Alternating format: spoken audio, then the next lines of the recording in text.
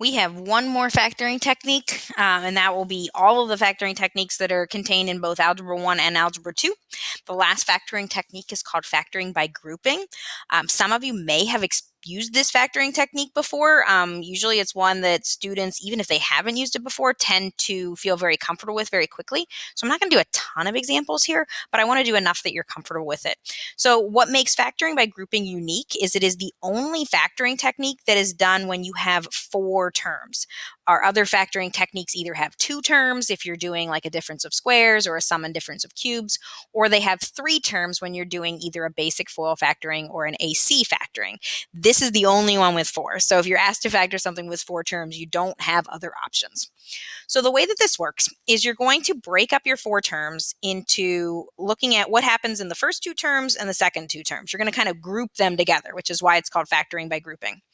What you're going to do with your first 2 terms is see what the GCF is just with those first 2 terms. So if you look at x cubed and plus 2x squared, they both have an x squared in common.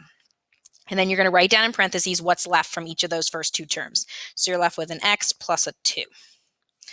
Then you're going to do the same thing with the second 2 terms, but you'll be taking out of the GCF just of those. Now you'll notice this term right here in the second group starts out at a negative. So I do have to include a negative as part of my GCF. And they both have a 3 in common. So when I divide out a negative 3, I'm left with x and a plus 2. So what's going to happen with these, if you do them correctly, is what you're left with, the leftovers, will be identical in both groups. So then to finish this, you're going to take what's identical, which in this case is the x plus 2, and you're going to bring that to the very front of your factoring. So you're going to do kind of like a third GCF, a third takeout. We're going to take out the x plus 2 piece. We kind of call this sometimes like chunking factoring. And what we're left with is we still have an x squared, and we still have a minus 3. So that is called factoring by grouping it up as the first 2 terms GCF, the second 2 terms GCF, and then taking the entire group, the chunk, out to the front. So let's do the next one.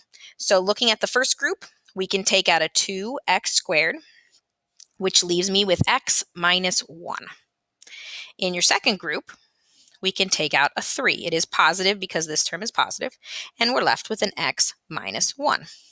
Again, the leftovers should be the same. That piece is going to factor all the way to the front. So you're going to pull the x minus 1 to the front. And what you are left with when you pull the x minus 1 to the front is a 2x squared and a plus 3. You will be left when you do factoring by grouping with 2 binomials when it's all said and done. Next one has a couple extra things with it. First, it has an equals to 0, which means that when we're done with this one, we are going to solve. And there is actually one other thing that happens with this one that I'll show you when we get there. So this first 2 terms, you can take out an x squared, which leaves you with x minus 3. And then your last 2 terms, you can take out a negative 4. You do have to include the negative. And you're also left with an x minus 3. So you're going to pull this common group to the front. So you're going to have an x minus 3. And what you're left with is an x squared minus 4. Here's where we come to the first reason that this is a different problem. When you see this x squared minus 4, factoring alarm bells should go off in your head. X squared minus 4 is a previously learned factoring technique. This is a difference of squares. So we can't keep going. We can't stop here. We have to keep going with our factoring. So we're still going to have the x minus 3. But now this difference of squares factors into x plus 2, x minus 2.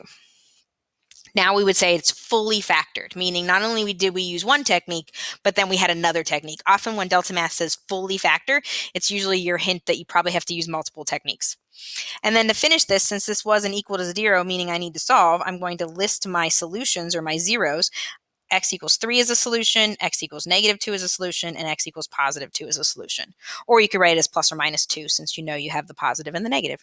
So that is factoring by grouping. A lot of times students are really comfortable with it because it uses a lot of previous skills that we've done for a while, and it is the only one that is done when you have 4 terms to factor.